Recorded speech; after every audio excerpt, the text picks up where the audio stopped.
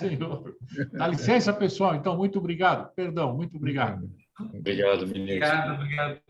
Obrigado a todos integrantes desse painel. Eu vou então chamar, sem mais delongas, porque continuamos derrapando no tempo, eu vou chamar então o terceiro painel, que será composto pelo professor Adolfo Braga, que já está connosco para partilhar os diversos painéis na moderação, também pelo doutor Maurício Tonino, e finalmente, não menos importante, pela doutora Kaline Ferreira.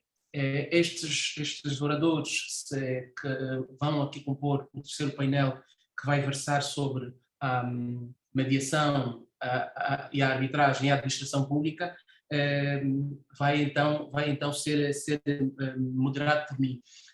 Nós teremos o professor Adolfo Braga, já nosso muito conhecido, aliás, um grande amigo de Angola, nas lides da mediação, de formação em mediação, desde 2005. Para minha surpresa também, tomei conta deste dado. Desde 2005 temos o professor Adolfo Braga a trabalhar connosco e a dar-nos bastantes inputs. Aliás, e aqui já entrando no currículo do professor Adolfo Braga, que é o presidente do IMAB e também teve a sua passagem pelo UNIMA, grande parte dos mediadores angolanos foram formados pela batuta do professor Adolfo Braga e é um incontornável parceiro do Ministério da Justiça e dos Direitos Humanos no que respeita à mediação. Também o professor Adolfo Braga tem a certificação por ICFML e uma nota muito importante para esse painel em concreto. O professor Adolfo Braga tem uma recente dissertação de mestrado em matéria exatamente de mediação e administração pública, que eu recomendo vivamente a quem puder ter acesso a ela. Não sei se já está publicada em livro ou não, professor, mas estamos ávidos para poder ter acesso a este importante documento. Temos também aqui o privilégio da presença do Dr. Maurício Tonino, que é o prefeito de São Paulo, numa clara demonstração de que também os órgãos públicos participam, intervêm e apoiam a resolução de conflitos pela forma extrajudiciais, e nos brinda aqui com a sua presença e participação, e estamos ansiosos para ouvir de si aquilo que é a experiência da administração pública brasileira em torno da mediação como forma de resolução de conflitos. Não menos importante, e porque até a mais bonita do painel, não podia ser diferente, não é? A doutora Kaline Ferreira, que é advogada da União, doutora pela Université de Montesquieu em Direito Administrativo, também mestre em Direito Público e que coordena a Câmara de Conciliação da Câmara de Conciliação, sim, da Administração Federal. Então, estes são, muito sumariamente apresentados, os membros desse painel, e eu vou então passar a palavra, não sei se o professor Adolfo Braga e o senhor doutor Maurício me permitem, passaria a palavra à única senhora aqui do grupo para ser a primeira a intervir. Não é? Pronto. Então, por favor, doutor, tem o seu momento para a intervenção, são 15 minutos, podendo alongar-se um bocadinho ou menos. Eu agradecia só que, de facto, fizéssemos aqui alguma adição, dada a derrapagem, para não irmos para além da 1 hora de extensão do tempo que nos foi votado. Muito obrigado e somos todos ouvidos. Boa tarde, agora boa tarde a todos, né? Acredito que estamos todos na tarde já chegamos nela. Eu quero agradecer muito o convite, é com muita satisfação que eu participo de um seminário intercultural para intercambiar esses conhecimentos, aprendi muito com os que falaram antes de mim, cumprimento e agradeço a Adolfo e, representado por Adolfo, todos os presentes. Muito obrigada. Ouvi o seu entusiasmo, doutor Sérgio, referente à mediação, conciliação e arbitragem, aquece o meu coração, porque eu também tenho esse entusiasmo próprio do estado que eu faço, eu sou baiana no Brasil, eu sou do Nordeste, e eu acredito que esse entusiasmo é muito comum do povo africano e do povo baiano nordestino. Eu tenho essa mesma verve entusiasta e falo com esse entusiasmo também, então fico feliz que eu também não estou só, embora todos aqui sejam bastante entusiasmados, mas é porque às vezes a gente consegue expressar isso com gestos, com a voz mais forte, e eu acho que nós temos também em comum. Agradeço verdadeiramente essa oportunidade e agradeço a todos que estão nos assistindo, mas em especial a equipe da SECAF, que está em peso aqui. Todos os nossos mediadores, advogados da União, procuradores federais, procuradores da Fazenda Nacional, estão nos ouvindo agora. E eu posso dizer a vocês que a razão por eu estar aqui é justamente um motivo, que não tem a ver com o meu percurso acadêmico e não tem a ver com as minhas qualidades profissionais nem pessoais. Tem a ver com a satisfação, a alegria e a sorte de eu fazer parte de uma instituição visionária no Brasil, que é a Advocacia Geral da União, no que pertine à autocomposição. Eu posso dizer isso sem nenhuma modéstia. Eu faço parte da AGU há, vão se completar 21 anos, o tempo passa muito rápido, não dá tempo da gente envelhecer. E nos 28 anos de AGU, desses eu faço parte deles em 21, eu posso dizer que eu entrei numa instituição onde não se falava em acordo, onde não se falava em autocomposição. Eu, pelo menos, nem pensava em pesquisar ou estudar algo do gênero, porque isso não chegava para mim como estudiosa e curiosa do direito público, do direito administrativo e como advogada pública integrante da AGU. Algum tempo se passou e houve uma evolução. Começou-se a falar em acordo dentro da administração pública federal e na AGU, na instituição que eu faço parte. Só que, pasmem, começou-se a falar de acordo, sendo que nós tínhamos um normativo interno que dizia o seguinte: o advogado da União que ousar, lógico, esse ousar vem do meu discurso teatral, o normativo não dizia isso, mas ele subentendia isso. Aquele que fizer um acordo, antes, terá que mandar o processo para a corregedoria, para o nosso órgão correcional. O que queria dizer que o acordo, a possibilidade de fazer um acordo, estava sob a ótica da desconfiança. E quem, em sã consciência, ia querer fazer um acordo para enviar ele previamente para a corregedoria e poder ser sancionado, porque era essa a ameaça velada que tinha no nosso normativo. Mas, mesmo assim, mesmo com toda essa evolução meio que esdrúxula do consenso em matéria administrativa dentro da administração pública federal, em 2007, sim, inaugurou-se na AGU a SECAF, que é a instituição, que é o órgão da AGU que eu faço parte hoje, que eu tenho essa grata satisfação de ter a minha vida de pesquisadora atrelada à minha vida de profissional. Eu sempre falo isso porque eu nunca vou deixar de agradecer e digo que essa é uma dívida de vida minha, porque quem me convidou é o atual diretor que está nos assistindo. E essa Câmara, ela foi concebida, e aí eu tenho que falar um pouco da gênese dela, para pacificar uma das insanidades maiores da administração pública. A Câmara foi criada, a SECAF, como Câmara de Conciliação e Arbitragem da Administração Pública Federal, para resolver conflitos interinstitucionais, somente para conflitos entre órgãos e entes públicos federais. É uma das maiores esquizofrenias da administração pública federal, que é nem mesmo internamente na administração pública federal. Adolfo Rimas, ele já me ouviu falar disso umas milhões de vezes. Mas é verdade, a SECAF tinha público para isso. Pensem que quando a AGU pensou na SECAF, ela pensou nessa estrutura, porque é lógico que tinha uma massa de conflitos, é como se o pulmão ele litigasse com o estômago, e assim todo o corpo não conseguisse funcionar bem.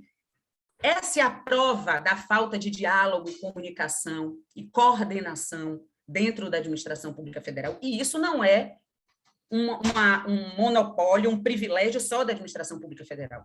Mas alguém percebeu que poderia ter um antídoto a essa esquizofrenia. Isso que é o ponto importante. Porque daí para a gente evoluir, foi mais rápido. Essa estrutura foi dando certo. E, em pouco tempo, alargou-se essa competência. Não vamos incluir também conflitos da União com estados e municípios. E deu certo.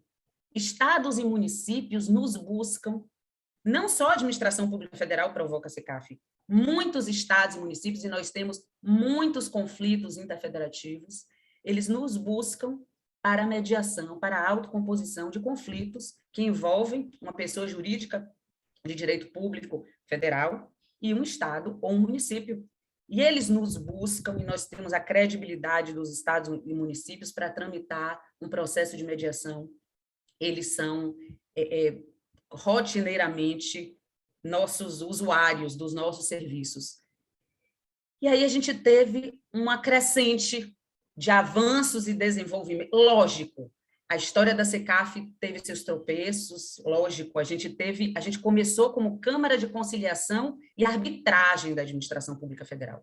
E vale a pena aqui fazer um pequeno adendo sobre isso. A SECAF nunca fez arbitragem, aquela arbitragem da Lei 9.307, da Lei Brasileira de Arbitragem. Não, a gente não tem lastro normativo para isso. O que a SECAF se propunha a fazer era algo que ela chamava de arbitramento, que seria um processo administrativo ordinário, adversarial, que culminaria com uma decisão administrativa. Isso sim é possível, mas não é autocomposição, porque a autocomposição ela é tudo menos um processo adversarial. É um processo colaborativo, é um processo cooperativo, proativo, mas nunca adversarial. Por isso que ele é autocomposição. E a gente conseguiu agora, mas aí eu não vou dar um salto nessa história, não. Vamos gradativamente. A SECAF evoluiu. E ela, em 2015, teve o lastro normativo da Lei 13.140, que é a nossa lei de mediação, que veio para dizer, olha, vocês podem sim mediar conflitos, conciliar conflitos da administração pública com o particular. Nós já sabíamos disso. Nunca foi proibido, nunca, em tempo algum. Eu tenho decisão da ministra do STF, Ellen Grace, muito antiga, eu não vou agora chutar o ano, mas é uma lei, é uma decisão antiga, muito anterior a 2015, onde ela já admitia a constitucionalidade de um acordo feito no município, salvo engano, de Minas Gerais ou Goiás, onde foi feito um acordo com professores do ensino público quanto a pagamento de verbas salariais. E ela embasou a decisão dela nos princípios administrativos. Então, nós sempre soubemos, principalmente nós, curiosos da autocomposição envolvendo entes públicos, nós sempre soubemos que nunca o sistema jurídico vedou, nunca proibiu, nunca foi um obstáculo à utilização da autocomposição. Os dogmas, as tradições, elas vão formando carapaças em torno de verdades axiológicas e, de repente, a gente não sabe mais onde é que a gente encontra o que é real, científico, e o que não é. Mas a verdade é que a gente sempre pôde fazer acordo com o particular. Mesmo antes da Lei 13.140 de 2015. Nós precisávamos de segurança jurídica. Nós precisávamos da segurança jurídica para o advogado público ou para o advogado privado que senta e faz um acordo, para que ele tenha certeza da execuibilidade, para que ele tenha certeza da não responsabilização daqueles que participam de uma mesa de mediação e de negociação. Eu não acho a lei fútil, de forma alguma. Ela veio em boa hora. Ela veio garantir essa segurança que nós precisávamos. A gente ainda tem um forte laço com essa questão da legalidade, não da juridicidade, não principiológico, mas sim da lei formal. E ela veio em boa hora. A Lei 13.140 veio e disse, olha, pode sim, as câmaras públicas podem fazer acordos com o particular. Viva! Inaugurou-se a partir daí, não a possibilidade, mas inaugurou-se a partir daí a competência da SECAF para ir paulatinamente aceitando os processos, inclusive com provocação do particular. Essa lei está pendente de regulamentação no Brasil. Esse decreto vai sair. Eu faço votos, vai sair. Ele está no forno há muito tempo, né? Eu espero que não queime, mas eu acredito que ele vai sair. Eu tenho esperança nisso. A gente tem que ter esperança, né? O entusiasta tem que ter esperança, porque senão nada sobra para ele. O decreto vai sair. E, às vezes, o que a gente peca pelo tempo, às vezes a gente ganha na maturidade. Eu espero que seja isso. que ele venha maduro e não já passado, né? Estragado, porque às vezes também passa do ponto e o maduro vira algo que é imprestável. Eu espero também que não seja isso. Faço votos, estou né, firme nessa esperança aí. Eu acredito que fazendo coro com vários outros entusiastas da mediação envolvendo entes públicos. E o que a gente tem hoje? A SECAF é uma realidade. A SECAF não teve interrupção da sua competência desde 2007 até hoje. Eu acredito que ela teve uma rota de sucesso e de avanços. E hoje a gente fez a SECAF assumir a sua personalidade autocompositiva. Ainda existia muita dúvida entre o adversarial e o autocompositivo, entre justiça administrativa e autocomposição dentro da administração pública. A gente afastou tudo que não era autocompositivo e firmamos a personalidade e a competência da SECAF. E, além da competência da SECAF, ela tem uma aptidão. A SECAF ela não foi concebida para processos em série ou processos em massa.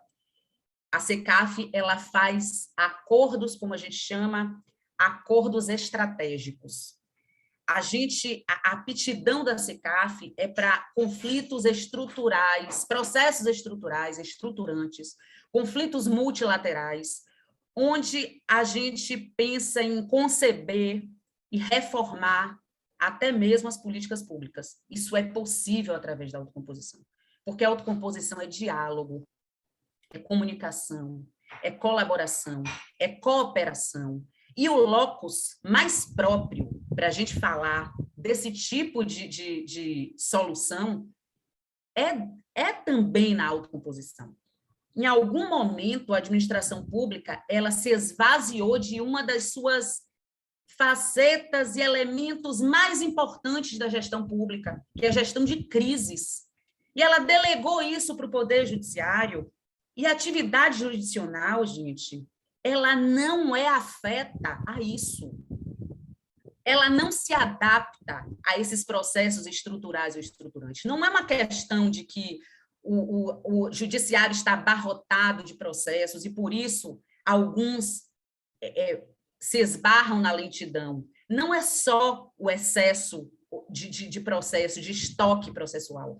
É também inadequação da jurisdição para solucionar vários conflitos que são levados a ele, porque a administração pública ela simplesmente negligenciou a administração de crises. E, com isso, ela deixou de se retroalimentar de uma importante fonte para melhorar, aprimorar serviços públicos, políticas públicas, porque é isso que acontece quando a administração pública reassume essa competência de gerir crises. Ela aprende com os conflitos que ela própria tem que trabalhar para pacificar. E é nesse momento que ela pode reformar suas políticas públicas, ver onde ela errou, ou ver onde ela pode acertar mais, onde ela pode ser mais eficiente. Mas quando ela fratura essa gestão pública e diz, não, eu só vou até aqui, e daqui para frente eu entrego para o juiz vai praticar a atividade que lhe é própria, atividade jurisdicional, com a visão de túnel que é própria do juiz e dos limites de uma lide, de um processo adversarial. O processo administrativo, não. Ele é amplo, ele é transversal. Ele é um hilo. E o processo civil é um córrego muito mais estreito. E tem que ser. O processo adversarial tem que ser assim. O processo administrativo, não. Ele é amplo. Não há, olha, no processo de mediação, ele é multipartes e você pode agregar quantas mais partes você quiser, você pode ampliar o objeto. Quem mandam e os grandes protagonistas são os envolvidos no conflito. Eles se autodeterminam. São eles que contam a história, são eles que te trazem as informações e são eles que trazem a solução. São eles que constroem a solução. Isso empodera, isso traz o quê? A verdadeira pacificação. Que não se tem na cogência, como os próprios juízes disseram aqui. Uma sentença não pacifica. É um band-aid numa úlcera. Está tudo lá, do mesmo jeito.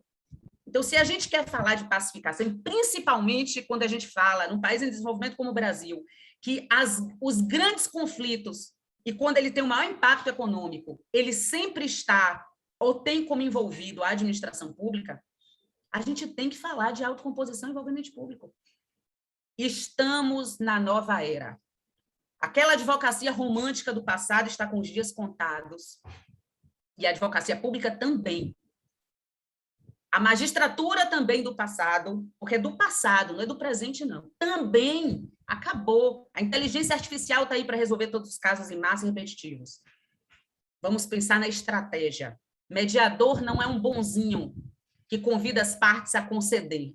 O mediador é um estrategista. Ele viabiliza o diálogo. Ele transpõe obstáculos para que as partes conversem, se comuniquem da melhor forma e encontrem a melhor solução possível.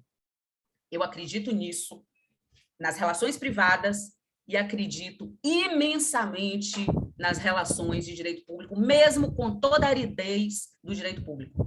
Eu vou encerrar só contando aqui uma breve passagem que eu me lembrei, e está num evento com Angola, me remeteu ao meu orientador ao meu diretor de tese, Monsieur Badar Rafal, que é um senegalês, e quando eu falei para ele sobre o que é que eu queria pesquisar no meu doutorado, que era sobre autocomposição, na verdade, minha tese tem um título bem pouco traduzível, que é La Justiça en dehors du juge, que seria a justiça fora do juiz, extrajudicial, e ele me perguntou, mas por que o Brasil está querendo, você está querendo se dedicar tanto à autocomposição envolvendo entes públicos? A administração pública brasileira não acredita nos seus juízes, não acredita no poder judiciário, porque em Senegal, a gente tinha tradicionalmente uma prática que era de l'arbre à palabre,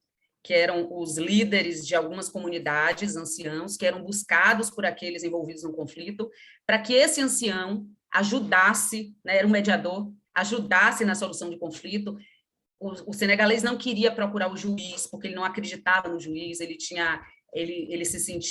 sentia dúvida em relação à imparcialidade, por conta do colonizador, que eu indicava, ele próprio era o magistrado, então eles faziam essa solução que seria interna, cultural deles. Eu falei, não, no meu caso é o contrário. Na verdade, eu não estou acreditando na administração pública que abriu mão da sua competência, que é dela própria empoderar seus agentes públicos, ela própria que tem todo o aparato técnico para resolver seus próprios problemas, e ela fez questão de não assumir isso e delegar isso para o Poder Judiciário. E eu acredito que o que mais me motivou a pensar na autocomposição, a ser uma curiosa da autocomposição envolvendo ente público, não foi o excesso de processos judiciais, não foi o fato dos entes públicos serem os maiores usuários do Poder Judiciário, mas foi principalmente pelo fato de que a administração pública ela se diminuiu frente ao Poder Judiciário. Ao delegar um elemento e uma fase tão importante da gestão pública, ela abriu mão de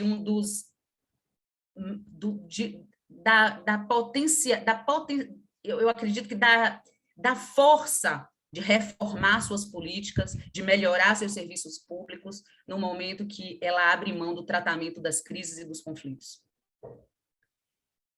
Bem, essa é a minha participação, eu agradeço muitíssimo e felicito todos aqueles que falaram antes de mim, porque eu saio daqui muito mais rica. Eu agradeço muitíssimo.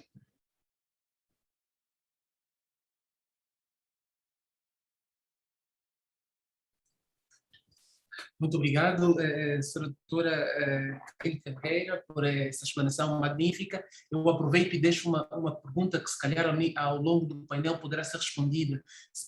A mediação com a administração pública, ou a mediação no geral, seria, na verdade, uma forma de delegação ou de devolução de poderes a quem, na verdade, por natureza, tem a competência, como dizia também o Sr. Ministro, de resolver os conflitos em primeira instância de forma natural. Ou seja, o Estado estaria a delegar um poder que é seu ou estaria a devolver reconhecendo um poder que são das partes, delas próprias comporem e resolverem os seus conflitos?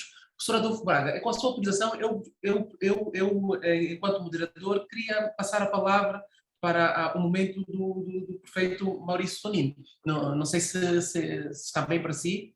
Ok, ótimo, porque acho que depois de uma explanação muito entusiasmada, e aliás eu fiquei com receio inclusive de cortar a palavra toda, porque estava muito entusiasmada e eu me estava a rever inclusive. Agora percebo porque é que fez aquela locução inicial, porque de facto me revi muito no modo como apresenta a abordagem. Então eu vou passar a palavra de imediato ao prefeito Maurício Tonino para a sua locução também. Por favor, tenha bondade. Boa tarde a todos, boa tarde, Adolfo, boa tarde, Canini, boa tarde, doutor Sérgio Godinho, em nome de quem eu cumprimento todos que estão participando deste evento de hoje. É um enorme prazer, uma satisfação falar nesse painel sobre mediação e arbitragem com a administração pública, um tema que eu gosto muito de estudar e de trabalhar com isso, né? Eu, assim como a Kaline, sou advogado público, não da União, é um outro ente federativo, que é o município de São Paulo. E uma curiosidade, eu não sei como funciona em Angola, mas eu sei que em Portugal é curioso que o que eles chamam de Câmara Municipal, no Brasil a gente chama de Prefeitura. E o que a gente chama de Prefeitura, de Câmara Municipal, lá eles chamam de Prefeitura. Quer dizer, é o contrário, eu não sei como isso aconteceu. Na história, alguém traduziu e confundiu as coisas, mas resumindo, aqui no Brasil, a prefeitura é o órgão do Poder Executivo e a Câmara Municipal é o órgão do Poder Legislativo. E o prefeito, portanto, é o chefe do Poder Executivo, da prefeitura, aqui em São Paulo. Eu não sei como funciona em Angola, mas deixo claro como é que funciona aqui no Brasil. E eu, portanto, sou um funcionário da prefeitura, no caso, advogado. Então, feita essa observação interessante, entrando mais diretamente aqui no nosso tema, a professora Kaline e tantos outros, né, que antecederam aqui nos painéis, já deixaram bastante clara a questão da legalidade, né, as previsões legais, todas elas permitindo a utilização dos meios consensuais de solução de conflitos, da arbitragem, não só para todas as pessoas, mas também para a administração pública. E essa é uma análise muito relevante se a gente considerar a realidade dos processos judiciais hoje no judiciário. Eu não sei também como que é a realidade angolana, mas a gente tem um judiciário bastante abarrotado de processos aqui. E o maior cliente do judiciário é o próprio poder público. Então, tentando responder um pouco essa sua provocação, doutor Sérgio, mas não respondendo ela propriamente, o Estado que administra o judiciário é o maior cliente do serviço prestado pelo próprio Estado. E essa situação ela não é sustentável, né? Uma análise econômica da litigância da administração pública, na forma que ela existe hoje, ela não para em pé, ela não se sustenta. O custo da judicialização demasiada de todos os conflitos, ele é altíssimo e ele é suportado por toda a sociedade, né? Então, são várias questões que, em razão até do nosso tempo curto aqui, que eu não vou poder aprofundar, mas uma coisa é certa, é preciso mudar essa forma de gerenciar conflitos, sobretudo pela administração pública, não só, né, pelo processo judicial, mas através de outros métodos de solução de conflitos. É verdade que essas leis, essas modificações legislativas, elas facilitaram a vida do administrador, elas até deram um empurrãozinho para que o administrador público procurasse, né, estudar e utilizar esses métodos, mas a realidade nossa ainda não é realmente uma coisa assim muito promissora, né? Ainda estamos no começo de uma caminhada que, imagino eu, que ainda será longa. Mas, sem dúvida, estamos numa situação melhor do que estávamos alguns anos atrás. O que ainda dificulta o avanço da consensualidade, o avanço dos meios alternativos de solução de conflitos? Alguns fatores eu posso dizer aqui rapidamente para a gente avaliar. O primeiro deles é a questão do chamado fator precatório. A Fazenda Pública, quando é condenada a pagar quantia para alguém na justiça, ela faz esse pagamento por precatório. E, normalmente, o poder público demora muito tempo para pagar precatório. Aliás, essa discussão está na pauta do dia, porque o governo federal, que era considerado um bom pagador de precatório, está, neste momento, discutindo no Congresso Nacional uma postergação do pagamento dos precatórios. Veja como essa questão é relevante. Então, o administrador público se utiliza de forma estratégica, mas talvez não de uma forma correta e adequada, da morosidade dos pagamentos dos precatórios para jogar as dívidas para o outro administrador que virá depois dele. Uma outra percepção que eu tenho é que existe essa falsa ideia de que o processo judicial ele é gratuito, ele é grátis do poder público, porque a Fazenda Pública não paga custas processuais. Mas não é verdade que o processo é gratuito. E quando a Fazenda Pública perde, ela tem que pagar despesas processuais, ela tem que pagar honorários advocatícios para o advogado da outra parte, e, enquanto não paga o precatório, incidem juros e correção monetária. Então, mais uma vez, eu volto para aquela análise econômica que não se sustenta, né? Existe também uma inércia tradicional, uma aversão a inovações, que é difícil de transpor essas questões. Muitas vezes, a indisponibilidade do interesse público ela é utilizada ainda como escudo para celebração de acordos.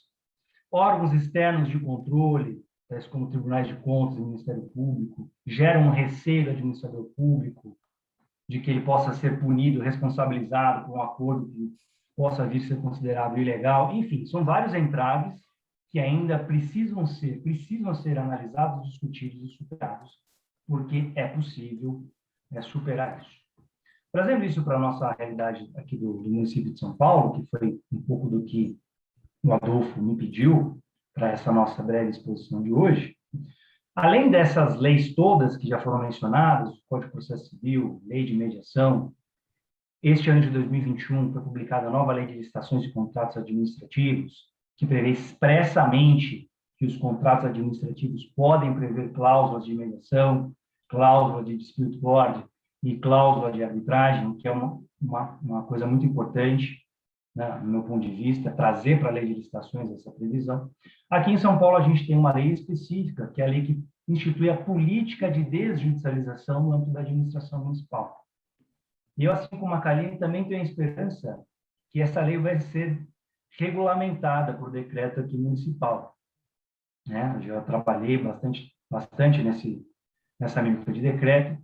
Espero que um dia isso venha à tona, justamente para a gente conseguir implementar melhor, né, de forma mais eficiente, aquilo que está previsto na lei. Mas o fato da existência da lei já é muito importante, porque realmente é uma política institucionalizada no âmbito municipal, que busca reduzir litigiosidade, estimular a solução consensual de conflitos, etc.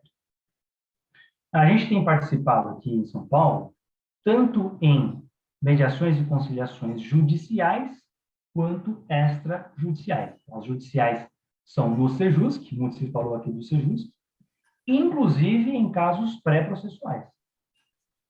O Procuradoria-Geral do Município de São Paulo participa tanto como reclamante, quanto como reclamado em reclamações pré-processuais, ou seja, quando a pessoa interessada não precisa entrar com uma ação, né, que a gente fala, entrar com um processo. Basta ela preencher um formulário previamente definido de comum acordo entre a PGM e o Sejusc, para que ela possa ter, então, uma audiência de conciliação agendada. Isso no judicial. E no extrajudicial, principalmente, a gente tem participado, ou melhor, realizado audiências na Câmara da Administração Pública, né, melhor dizendo, da Advocacia Pública, que seria o equivalente da SECAF, que a Kaline mencionou na exposição dela. A gente tem uma Câmara aqui na PGM, a qual está também restrita apenas para casos entre entes da própria administração pública, por enquanto. A gente vai ampliar também esse objeto para particulares, tá? E eu, no momento, eu atuo como mediador nessa Câmara. No momento, eu estou conduzindo, eu até fiz a conta, 7 casos. Então, são 7 casos em andamento de empresas da Prefeitura em face de secretarias da Prefeitura, né? Ou seja, administração indireta com administração direta, questões contratuais, questões indenizatórias, que, como muito bem colocou a Kaline, ao invés de serem levadas para o judiciário, têm que ser resolvidas internamente, certo? De forma conversada, de forma pensada. Tem um caso que eu vou fazer amanhã, a 7ª reunião. 7ª reunião. Em apenas um dos casos. Enfim, a gente vai caminhando na velocidade que as partes conseguem trazer soluções. O que importa é a gente conseguir, enfim, solucionar esses conflitos e eu tenho conseguido fazer alguns acordos. Bom, como eu não vou ter muito tempo para desenvolver muito este assunto, mas é importante ressaltar que já existe sim, é possível, a gente pode fazer cada vez mais. Eu quero dedicar os meus últimos minutinhos aqui para a arbitragem, já que o nosso painel trata tanto da mediação quanto da arbitragem. A arbitragem com a administração pública tem crescido bastante nos últimos anos, sobretudo desde 2015, com uma alteração que foi promovida na lei de arbitragem para tornar explícito aquilo que já era implícito, ou seja, que a administração pública pode ser parte em arbitragens. E várias leis esparsas também prevêem expressamente a possibilidade da arbitragem em contratos de concessão, contratos de PPP e assim por diante. E os casos têm crescido porque, até por uma exigência do mercado, né? Quer dizer, os investidores nacionais e estrangeiros que vão, por exemplo, assumir um contrato de infraestrutura, que vão ter que fazer investimentos altíssimos, eles demandam, né, ao poder público que insira cláusulas de arbitragem, mediação também. Cláusulas de arbitragem, porque é um procedimento mais célere que o processo judicial, porque pode indicar árbitros especialistas no assunto, etc., etc. Então, isso tem crescido cada vez mais, inclusive algumas advocacias públicas já têm núcleos especializados em arbitragem, e aqui no município de São Paulo, enfim, quando você vai para órgãos menores, você acaba concentrando mais competências, né? Então, eu trabalho tanto com a mediação quanto com a arbitragem. A gente tem um caso de arbitragem já em andamento, e que já teve, inclusive, 2 sentenças parciais, em que o município se saiu vitorioso em uma boa parte da disputa até aqui. Ou seja, a arbitragem pode ser boa para a administração pública também.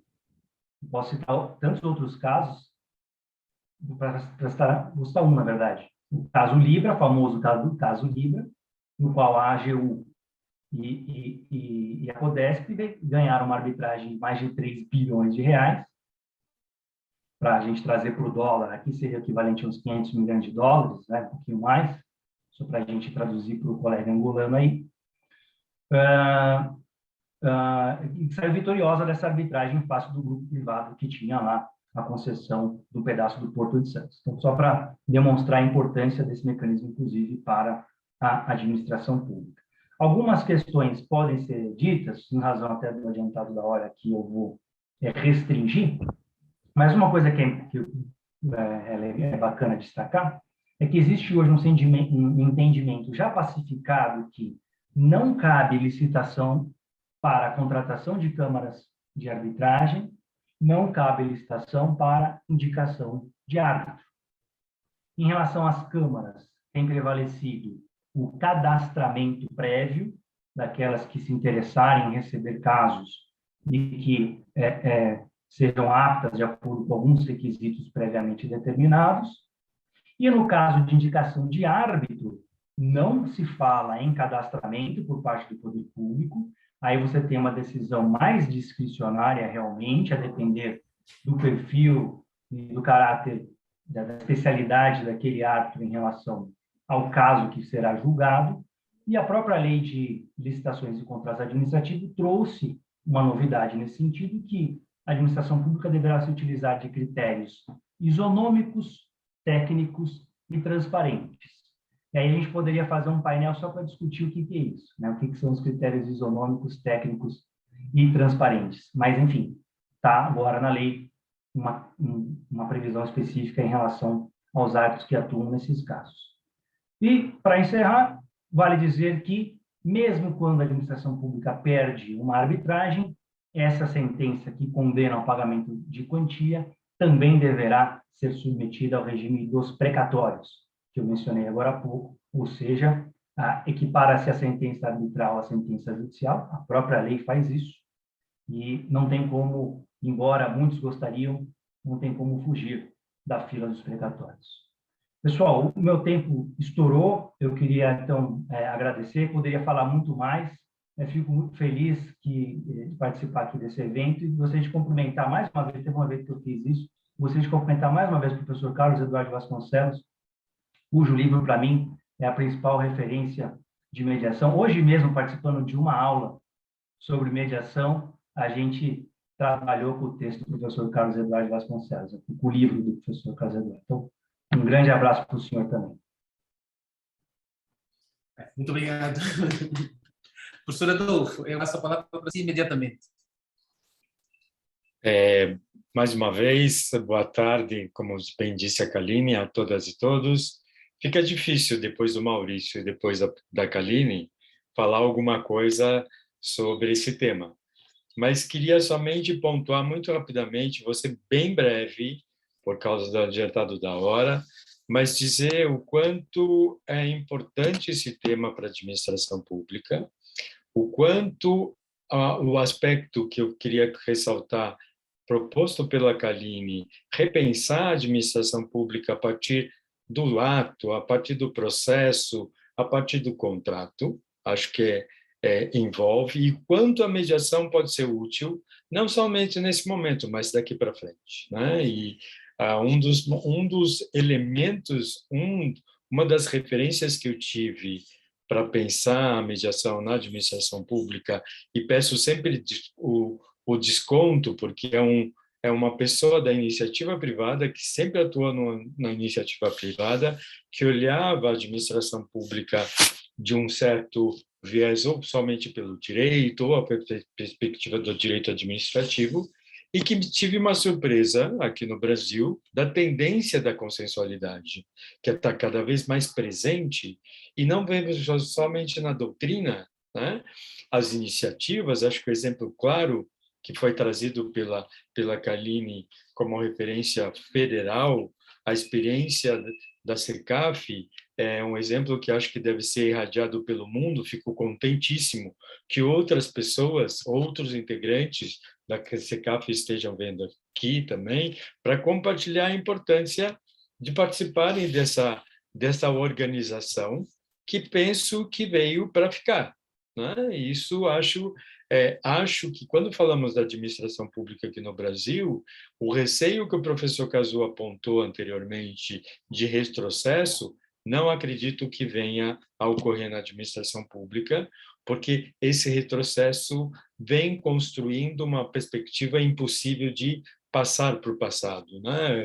Voltarmos para o passado. Acho que estamos avançando muito claramente, e a minha pretensão foi justamente um olhar de um estudante e de um interessado, de um militante da mediação, o cuidado que deve ser feito pelos órgãos públicos com a utilização da mediação. Foi essa a minha pretensão, e respondendo a tua pergunta, Sérgio, a minha dissertação já é de conhecimento de muitos aqui, virou um livro, e penso que faz sentido para as pessoas, porque ouço cada vez mais cumprimentos com relação a ela, e a minha preocupação é preservar os princípios, os parâmetros que a mediação se propõe, e que, no nosso modo de entender, no âmbito da administração pública, pontuado muito bem pela Kaline, pontuado muito bem pelo Maurício, não destoam dos princípios da administração pública, pelo contrário, eles acrescentam. E eu queria até chamar a atenção de uma preocupação da Kaline e do Maurício a respeito de uma, eventualmente, de nova lei para regulamentação do que está lembrem que vocês têm exemplos, por exemplo, vocês próprios têm exemplos de iniciarem nessa área sem lei. Acho que não precisamos de uma lei para justificar tudo isso.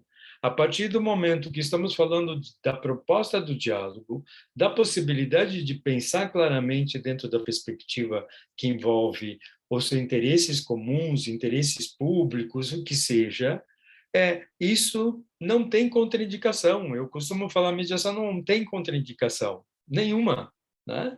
Então, a possibilidade de pontuarem, sentarem para debaterem, hoje de forma virtual, porque hoje, graças à tecnologia, nós temos a possibilidade de dialogar de forma não necessariamente geograficamente pontuados num único local, e acho que para isso a mediação ajuda e muito, e ela tem essa flexibilidade de promoção desse diálogo mesmo de maneira virtual. Então, não acho necessário